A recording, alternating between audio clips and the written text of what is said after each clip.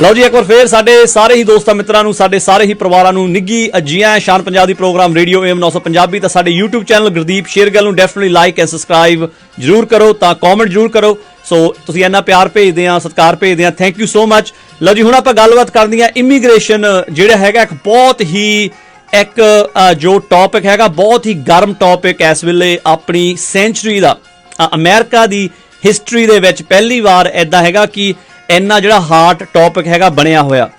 ਜਿਹੜੀ ਮੇਰੀ ਭਵਿੱਖਬਾਣੀ ਹੈਗੀ ਆ ਉਹ ਹੈਗੀ ਆ ਕਿ ਆਉਣ ਵਾਲੇ ਸਮੇਂ ਦੇ ਵਿੱਚ ਕੋਈ ਨਾ ਕੋਈ ਜਿਹੜੀ ਬਹੁਤ ਪੋਜ਼ਿਟਿਵ ਚੇਂਜ ਹੈਗੀ ਆ ਉਹ ਅਮਰੀਕਾ ਦੀ ਰਾਜਨੀਤੀ ਦੇ ਵਿੱਚ ਅਤੇ ਅਮਰੀਕਾ ਦੀ ਇਮੀਗ੍ਰੇਸ਼ਨ ਪ੍ਰਤੀ ਆਉਣ ਵਾਲੀ ਹੈਗੀ ਆ। ਤਾਂ ਬਾਕੀ ਜਿਹੜੇ ਹਿਸਾਬ ਦੇ ਨਾਲ ਜਿਹੜੀ ਬਾਈਡਨ ਸਰਕਾਰ ਹੈਗੀ ਆ, ਉਹਨਾਂ ਦਾ ਜਿਹੜਾ ਏਜੰਡਾ ਆ ਬੜਾ ਪ੍ਰੋ ਇਮੀਗ੍ਰੇਸ਼ਨ ਹੈਗਾ। ਸੋ ਉਹਨਾਂ ਦੀ ਜਿਹੜੇ ਹਿਸਾਬ ਦੇ ਨਾਲ ਉਹ ਇਮੀਗ੍ਰੇਸ਼ਨ ਕਮਿਊਨਿਟੀ ਨੂੰ ਦੇਖਦੇ ਆ ਜਾਂ ਇਮੀਗ੍ਰੈਂਟ ਲੋਕਾਂ ਨੂੰ ਦੇਖਦੇ ਆ, ਕਿਉਂਕਿ ਬੇਸ਼ੱਕ ਜਿੱਦਾਂ ਹੁਣ ਤੁਹਾਡਾ ਗੁਰਦੀਪ ਸ਼ੇਰਗਿੱਲ ਆ, ਅਸੀਂ ਅਮਰੀਕਾ ਦੇ ਨਾਗਰਿਕ ਆ, ਸਾਡਾ ਸਾਰਾ ਟੱਬਰ, ਸਾਡਾ ਸਾਰਾ ਪਰਿਵਾਰ, ਸਾਡੇ ਨਿੱਕੇ ਬੱਚੇ ਤੋਂ ਲੈ ਕੇ ਸਾਡੇ ਬਜ਼ੁਰਗਾਂ ਤੱਕ ਸਾਰੇ ਅਮਰੀਕਾ ਦੇ ਨਾਗਰਿਕ ਹੈਗੇ ਆ। ਪਰ ਐਟ ਦ ਸੇਮ ਟਾਈਮ ਇੱਕ ਸਮਾਂ ਇੱਦਾਂ ਦਾ ਵੀ ਸੀ ਕਿ ਅਸੀਂ ਇਮੀਗ੍ਰੈਂਟ ਸੀ ਅਮਰੀਕਾ ਦੇ ਵਿੱਚ, ਅਸੀਂ ਆਏ ਸੀ, ਅਸੀਂ ਇੰਡੀਆ ਤੋਂ, ਅਸੀਂ ਪੰਜਾਬ ਤੋਂ ਆਏ ਸੀ। ਸੋ ਇਸ ਕਰਕੇ ਜਿਹੜਾ ਦੇਸ਼ ਹੈਗਾ ਅਮਰੀਕਾ ਹੈਗਾ, ਇਮੀਗ੍ਰਾਂਟਸ ਨੇ ਦੇਸ਼ ਨੂੰ ਬਣਾਇਆ ਹੈਗਾ, ਦੇਸ਼ ਨੂੰ ਬਿਲਡ ਕੀਤਾ ਹੈਗਾ। ਤਾਂ ਐਸਾ ਸਪੀਕਿੰਗ ਜਿਹੜੇ ਇਮੀਗ੍ਰਾਂਟ ਕਮਿਊਨਿਟੀ ਵਾਲੇ ਉਹ ਦੇਸ਼ ਨੂੰ ਹੋਰ ਵਧੀਆ ਬਣਾ ਰਹੇ ਹੈਗੇ ਆ, ਕਿਉਂਕਿ ਇਮੀਗ੍ਰਾਂਟਸ ਉਹ ਚੀਜ਼ਾਂ ਕਰਦੇ ਆ ਜਿਹੜੇ ਕਿ ਆਮ ਜਿਹੜੇ ਅਮਰੀਕਨ ਸ਼ਹਿਰੀ ਆ ਉਹ ਕਰਕੇ ਨਹੀਂ ਰਾਜੀ। ਸੋ ਮੈਂ ਗੱਲ ਕਹਿਣੀ ਚਾਹੁੰਦਾ ਕਿ ਜਿਹੜੀ ਬਾਈਡਨ ਸਰਕਾਰ ਆ ਬਹੁਤ ਹੀ ਪ੍ਰੋ ਇਮੀਗ੍ਰਾਂਟ ਹੈਗੀ ਆ।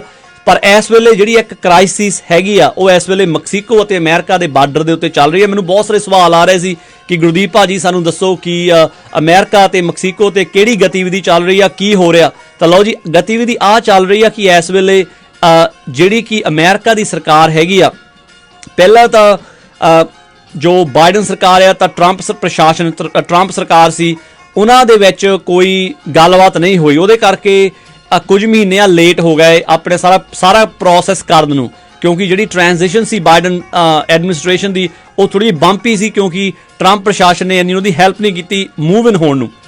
ਸੋ ਇਸ ਕਰਕੇ ਜੋ ਰੀਸੈਂਟਲੀ ਇੰਟਰਵਿਊ ਇੱਕ ਦਿਨ ਪਹਿਲਾਂ ਹੋਈ ਆ, ਜੋ ਇੱਥੇ ਦੇ ਅਮਰੀਕਾ ਦੇ ਪੱਤਰਕਾਰਾਂ ਨੇ ਇੰਟਰਵਿਊ ਕੀਤੀ ਹੈਗੀ ਆ ਪ੍ਰੈਜ਼ੀਡੈਂਟ ਬਾਈਡਨ ਦੇ ਨਾਲ, ਤਾਂ ਉਹਨਾਂ ਦੇ ਕੋਲ ਪੁੱਛਿਆ ਗਿਆ ਕਿ ਜਿਹੜੀ ਕ੍ਰਾਈਸਿਸ ਚੱਲ ਰਹੀ ਆ ਮੈਕਸੀਕੋ ਅਤੇ ਅਮਰੀਕਾ ਦੇ ਬਾਰਡਰ ਤੇ, ਇਹਦਾ ਰਿਸਪੌਂਸ ਇੰਨਾ ਡਿਲੇ ਕਿਉਂ ਹੋ ਰਿਹਾ। ਤਾਂ ਉਹਨਾਂ ਨੇ ਕਿਹਾ ਵੀ ਸਾਨੂੰ ਜਿਹੜੀ ਪ੍ਰੀਵੀਅਸ ਐਡਮਿਨਿਸਟ੍ਰੇਸ਼ਨ ਸੀ ਉਹਨਾਂ ਨੇ ਸਾਡੇ ਨਾਲ ਕੋਈ ਕੋਲੈਬੋਰੇਸ਼ਨ ਨਹੀਂ ਕੀਤੀ ਹੈਗੀ। ਸੋ ਇਸ ਵੇਲੇ ਉਹ ਕਹਿ ਰਿਹਾ ਕਿ ਜੋ ਸਿਚੁਏਸ਼ਨ ਹੈਗੀ ਆ ਬਾਰਡਰ ਦੇ ਉੱਤੇ, ਸਪੈਸ਼ਲੀ ਅਮਰੀਕਾ ਤਾਂ ਮੈਕਸੀਕੋ ਦੇ ਬਾਰਡਰ ਤੇ, ਉਹ ਸਹੀ ਹੋ ਰਹੀ ਆ।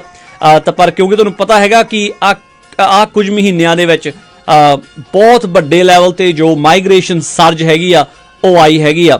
ਸੋ ਇਸ ਵੇਲੇ ਵੀ ਗੱਲ ਸਾਡੇ ਕੋਲ ਪਹੁੰਚੀ ਹੈਗੀ ਆ ਕਿ ਜੋ ਕੰਧ ਜਿਹਦੀ ਪੁਰਾਣੇ ਸਾਡੇ ਪ੍ਰੈਜ਼ੀਡੈਂਟ ਉਹਨਾਂ ਦੇ ਵਿੱਚ ਕੋਈ ਗੱਲਬਾਤ ਨਹੀਂ ਹੋਈ, ਉਹਦੇ ਕਰਕੇ ਕੁਝ ਮਹੀਨੇ ਲੇਟ ਹੋ ਗਏ ਆਪਣੇ ਸਾਰਾ ਪ੍ਰੋਸੈਸ ਕਰਨ ਨੂੰ, ਕਿਉਂਕਿ ਜਿਹੜੀ ਟ੍ਰਾਂਜੀਸ਼ਨ ਸੀ ਬਾਈਡਨ ਐਡਮਿਨਿਸਟ੍ਰੇਸ਼ਨ ਦੀ ਉਹ ਥੋੜੀ ਬੰਪੀ ਸੀ, ਕਿਉਂਕਿ ਟਰੰਪ ਪ੍ਰਸ਼ਾਸਨ ਨੇ ਇੰਨੀ ਉਹਦੀ ਹੈਲਪ ਨਹੀਂ ਕੀਤੀ ਮੂਵ ਇਨ ਹੋਣ ਨੂੰ।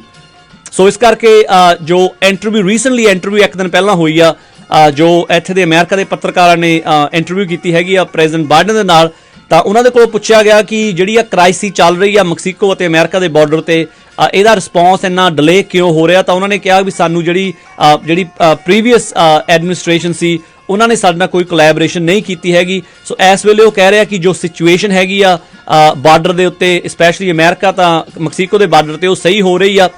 ਤਾਂ ਪਰ ਕਿਉਂਕਿ ਤੁਹਾਨੂੰ ਪਤਾ ਹੈਗਾ ਕਿ ਕੁਝ ਮਹੀਨਿਆਂ ਦੇ ਵਿੱਚ ਬਹੁਤ ਵੱਡੇ ਲੈਵਲ ਤੇ ਜੋ ਮਾਈਗ੍ਰੇਸ਼ਨ ਸਰਜ ਹੈਗੀ ਆ ਉਹ ਆਈ ਹੈਗੀ ਆ। ਸੋ ਇਸ ਵੇਲੇ ਵੀ ਗੱਲ ਸਾਡੇ ਕੋਲ ਪਹੁੰਚੀ ਹੈਗੀ ਆ ਕਿ ਜੋ ਕੰਧ ਜਿਹਦੀ ਪੁਰਾਣੇ ਸਾਡੇ ਪ੍ਰੈਜ਼ੀਡੈਂਟ ਟਰੰਪ ਹੁਣੀ ਕਰ ਰਹੇ ਸੀ, ਉਹਦੇ ਜਿਹੜੀ ਫੰਡਿੰਗ ਆ ਉਹ ਸਾਰੀ ਖਿੱਚ ਲਈ ਆ ਬਾਈਡਨ ਸਰਕਾਰ ਨੇ ਪਿੱਛੇ।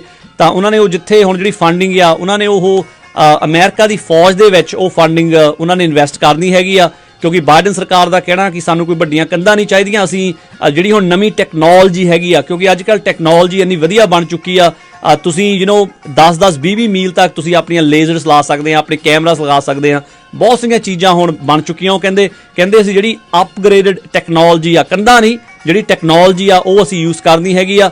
ਤਾਂ ਉਹਨਾਂ ਨੇ ਕਿਹਾ ਕਿ ਜਿਹੜੀ ਇਮੀਗ੍ਰੇਸ਼ਨ ਹੈਗੀ ਆ ਉਹ ਅਸੀਂ ਸੌਖੀ ਕਰਾਂਗੇ। ਅਮਰੀਕਾ ਦੇ ਜਿਹੜੇ ਲੋਕੀ ਅਮਰੀਕਾ ਦੇ ਵਿੱਚ ਆ ਕੇ ਕੰਟਰੀਬਿਊਟ ਕਰਨਾ ਚਾਹੁੰਦੇ ਆ, ਜਿਹੜੇ ਲੋਕੀ ਅਮਰੀਕਾ ਦੇ ਵਿੱਚ ਆ ਕੇ ਜਿਹੜੇ ਲੋਕੀ ਅਮਰੀਕਾ ਨੂੰ ਆਪਣੇ ਘਰ ਵਜੋਂ ਦੇਖਦੇ ਆ, ਕਹਿੰਦੇ ਅਸੀਂ ਜ਼ਰੂਰ ਇਮੀਗ੍ਰੇਸ਼ਨ ਦੇ ਲਾਸ ਨੂੰ ਉਹ ਕੁਝ ਚੇਂਜ ਕਰਨ ਦੀ ਜੋ ਕੋਸ਼ਿਸ਼ ਆ ਉਹ ਕਰ ਰਹੇ ਹੈਗੇ ਆ। ਤਾਂ ਬਾਕੀ ਮੈਨੂੰ ਸਵਾਲ ਇੱਕ ਹੋਰ ਆਇਆ ਸੀ ਕਿ ਭਾਜੀ ਸਾਡੇ ਅਸਾਈਲਮ ਦੇ ਕੇਸ ਚੱਲਦੇ ਆ, ਕੋਰਟਾਂ ਕਦੋਂ ਖੁੱਲ੍ਹਣੀਆਂ, ਬਾਕੀ ਸਾਨੂੰ ਕਦੋਂ ਹੋਰ ਪ੍ਰੋਸੈਸ ਕਦੋਂ ਤੇਜ਼ ਹੋਣਾ, ਇਮੀਗ੍ਰੇਸ਼ਨ ਵਾਲਿਆਂ ਦਾ ਕਦੋਂ ਪ੍ਰੋਸੈਸ ਤੇਜ਼ ਹੋਣਾ। ਸੋ ਮੈਂ ਤੁਹਾਨੂੰ ਇੱਕ ਗੱਲ ਜ਼ਰੂਰ ਮੈਂ ਕਹਿ ਦੇਵਾਂ ਕਿ ਹੁਣ ਜੋ ਪ੍ਰੋਸੈਸ ਹੈਗਾ ਥੋੜ੍ਹਾ ਜਿਹਾ ਤੇਜ਼ ਹੋਣਾ ਸ਼ੁਰੂ ਹੋ ਜਾਣਾ, ਕਿਉਂਕਿ ਤੁਹਾਨੂੰ ਪਤਾ ਕਿ ਅਸੀਂ ਮਹਾਮਾਰੀ ਤੋਂ ਨਿਕਲ ਕੇ ਹਟੇ ਆ। ਇਸ ਵੇਲੇ ਅਮਰੀਕਾ ਸਟਿਲ ਮਹਾਮਾਰੀ ਨਾਲ ਜੂਝ ਰਿਹਾ ਹੈਗਾ, ਪਰ ਹੌਲੀ ਹੌਲੀ ਜਿਵੇਂ ਦਿਨ ਵੱਧਦੇ ਜਾ ਰਹੇ ਆ, ਮਹੀਨੇ 2021 ਦਾ ਅੱਗੇ ਜਾ ਰਿਹਾ ਹੈਗਾ, ਉਹ ਜਿਹੜਾ ਪ੍ਰੋਸੈਸ ਹੈਗਾ ਉਹ ਮੁੜ ਕੇ ਹੁਣ ਜੋ ਸਾਰੇ ਲੋਕੀ ਆਪਣੀ ਨਾਰਮਲ ਜ਼ਿੰਦਗੀ ਵੱਲ ਨੂੰ ਮੂਵ ਇਨ ਹੁੰਦੇ ਜਾ ਰਹੇ ਆ। ਜਿਵੇਂ ਅਸੀਂ ਆਪਣੀ ਨਾਰਮਲ ਜ਼ਿੰਦਗੀ ਵੱਲ ਨੂੰ ਮੂਵ ਇਨ ਹੁੰਦੇ ਜਾਵਾਂਗੇ, ਬੇਸ਼ੱਕ ਤੁਹਾਡਾ ਅਸਾਈਲਮ ਦਾ ਕੇਸ ਹੋਵੇ, ਤੁਹਾਡੀ ਫੈਮਿਲੀ ਪਟੀਸ਼ਨ ਹੋਵੇ, ਜਾਂ ਤੁਹਾਡਾ ਕੋਈ ਵੀ ਕੇਸ ਹੋਵੇ, ਉਹਨਾਂ ਦੇ ਵਿੱਚ ਜਿਹੜੀ ਹੁਣ ਤੇਜ਼ੀ ਆ ਆਉਣ ਵਾਲੇ ਸਮੇਂ ਦੇ ਵਿੱਚ ਜ਼ਰੂਰ ਆਊਗੀ। ਪਰ ਇਸ ਮਹਾਮਾਰੀ ਨੇ ਕੋਈ ਹੈਲਪ ਨਹੀਂ ਕੀਤੀ, ਇਸਨੇ ਬਹੁਤ ਸਾਰੀਆਂ ਚੀਜ਼ਾਂ ਦੇ ਵਿੱਚ ਜਿਹੜੀ ਡਿਲੇ ਆ ਉਹ ਕਰ ਦਿੱਤੀ ਆ। ਤਾਂ ਬਾਕੀ ਗੱਲ ਮੈਂ ਹੋਰ ਐਡ ਕਰਨੀ ਚਾਹੁੰਦਾ, ਜੋ ਕਿ ਕਸਟਮ ਇਨਫੋਰਸਮੈਂਟ ਵਾਲੇ ਜਿਹੜੇ ਬਾਰਡਰ ਸਿਕਿਉਰਿਟੀ ਫੋਰਸਿਸ ਹੈਗੇ ਆ, ਉਹਨਾਂ ਦੇ ਨਾਲ ਵੀ ਮੈਂ ਉਹਨਾਂ ਦੀ ਸਾਈਡ ਵੀ ਤੁਹਾਨੂੰ ਮੈਂ ਜ਼ਰੂਰ ਜੋ ਸ਼ੇਅਰ ਕਰਨੀ ਚਾਹੁੰਦਾ ਕਿ ਪੱਤਰਕਾਰਾਂ ਨੇ ਬਾਰਡਰ ਸਿਕਿਉਰਿਟੀ ਫੋਰਸਿਸ ਵਾਲਿਆਂ ਨਾਲ ਵੀ ਗੱਲਬਾਤ ਕੀਤੀ।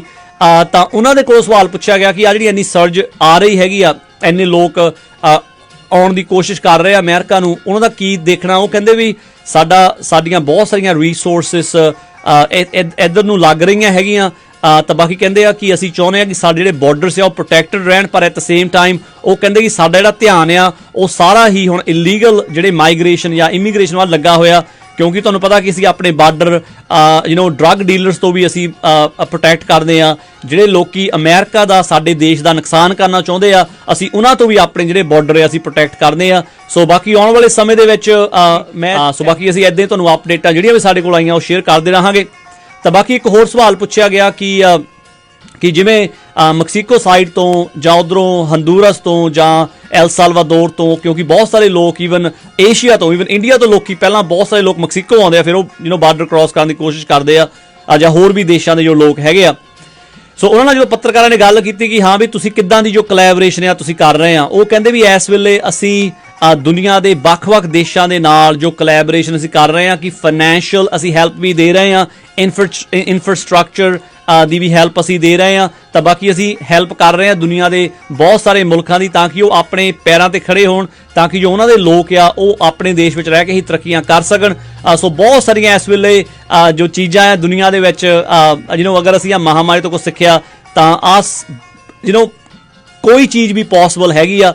ਤਾਂ ਬਹੁਤ ਕੁਛ ਆਈ ਥਿੰਕ ਮੈਂ ਤਾਂ ਬੜਾ ਕੁਛ ਸਿੱਖਿਆ, ਉਮੀਦ ਕਰਦਾ ਕਿ ਤੁਸੀਂ ਵੀ ਕੁਛ ਨਾ ਕੁਛ ਜੋ ਸਿੱਖਿਆ ਹੋਊਗਾ। ਸੋ ਆਹ ਸੀ ਕੁਝ ਅਪਡੇਟਾਂ ਇਮੀਗ੍ਰੇਸ਼ਨ ਦੇ ਮਸਲੇ ਦੀਆਂ। ਤਾਂ ਬਾਕੀ ਜਿਵੇਂ ਸਾਡੇ ਕੋਲ ਹੋਰ ਵੀ ਜੋ ਅਪਡੇਟਸ ਆਉਣੀਆਂ ਉਹ ਤੁਹਾਡੇ ਨਾਲ ਅਸੀਂ ਜੋ ਸ਼ੇਅਰ ਆ ਅਸੀਂ ਕਰਦੇ ਰਹਾਂਗੇ। ਸੋ ਵਨਸ ਅਗੇਨ ਤੁਹਾਡਾ ਬਹੁਤ ਧੰਨਵਾਦ, ਐਂਡ ਡੈਫੀਨਿਟਲੀ ਸਾਡੀ ਵੀਡੀਓ YouTube ਸਾਡੇ ਚੈਨਲ ਗੁਰਦੀਪ ਸ਼ੇਰਗਿੱਲ ਤੇ definitely like and subscribe and share ਇਹਨੂੰ ਜ਼ਰੂਰ ਕਰਿਆ ਕਰੋ। ਤਾਂ ਆਪਣੀ ਫੀਡਬੈਕ ਸਾਨੂੰ ਸ਼ੇਅਰ ਜ਼ਰੂਰ ਕਰਿਆ ਕਰੋ। ਅਗਰ ਤੁਸੀਂ ਕੋਈ ਵੀ ਟੌਪਿਕ ਤੁਸੀਂ ਚਾਹੁੰਦੇ ਕਿ ਅਸੀਂ ਕਿਸੇ ਵੀ ਟੌਪਿਕ ਤੇ ਅਸੀਂ ਗੱਲ ਕਰੀਏ, ਸੋ ਤੁਹਾਡਾ ਅਸੀਂ ਬਹੁਤ ਥੈਂਕ ਯੂ ਕਰਦੇ ਹਾਂ। Thank you so much, and just like always, we love you guys, we love you all, okay? So thank you, and always think big and think positive, and do check out gurdeepshergill.com.